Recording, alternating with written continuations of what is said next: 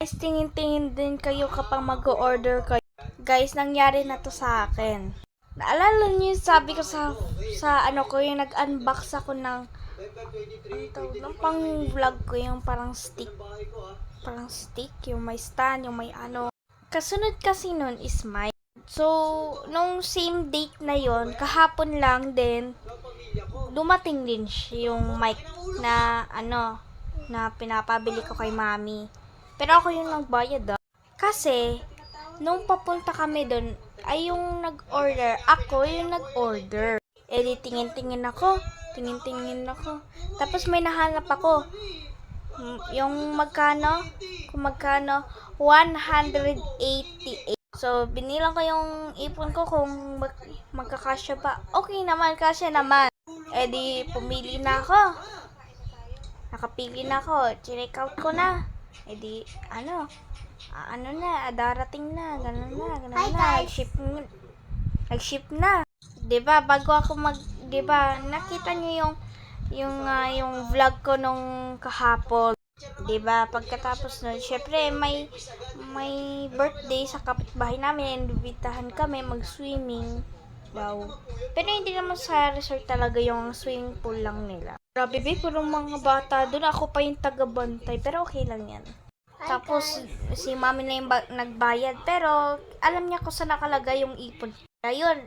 Dapat ko, gagawa sana dapat ako ng video. Nakagawa na dapat ako. Kaso, hindi ko siya na-post. Nag-unbox. Sabi ko, hi guys! So, ngayong araw nga pala ito yung mag-unbox tayo. Yung vlog kanina, pareho lang sila na dumating. Ganon yung pagkaka-intro ko.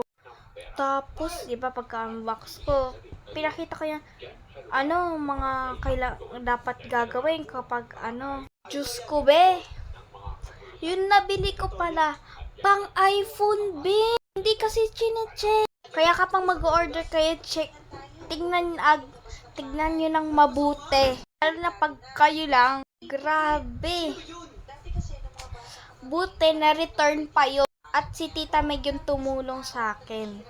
Grabe.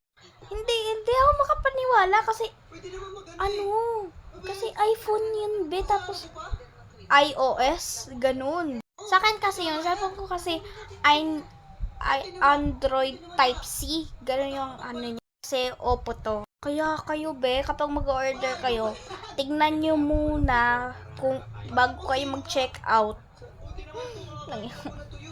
Buti pa nabalik at ngayong araw na ito, binabalik na, tapos yung ibabayad nyo mapupunta sa balance, yun sa TikTok ng wallet nyo dyan, sa app lang ng TikTok. Dami nyo naman natutunan. Joke. Kaya kapag mag-order kayo, ulitin ko kaya kapag mag-order kayo, ingatan nyo, tignan nyo muna. Paalala ko, kahit paulit-ulit ako nagsasabi na tingnan nyo muna bago kayo mag-order, please lang. Ang hirap nyo. Nakala ko itatambak ko yun, mag-iipon ulit ako. Buti na lang na-return ni Tita. Thank you nga kay Tita Meg kasi na-return pa niya. Kung hindi dahil kay Tita Meg, mag-iipon ulit ako. Yun lang, kahit paulit-ulit ko sinasabi, sana tignan nyo din. Kasi, Diyos ko, yun lang guys. Sana na-enjoy nyo itong video, kahit story time lang. Kasi kahit basta tignan nyo talaga ha. Sige, yun lang. Bye.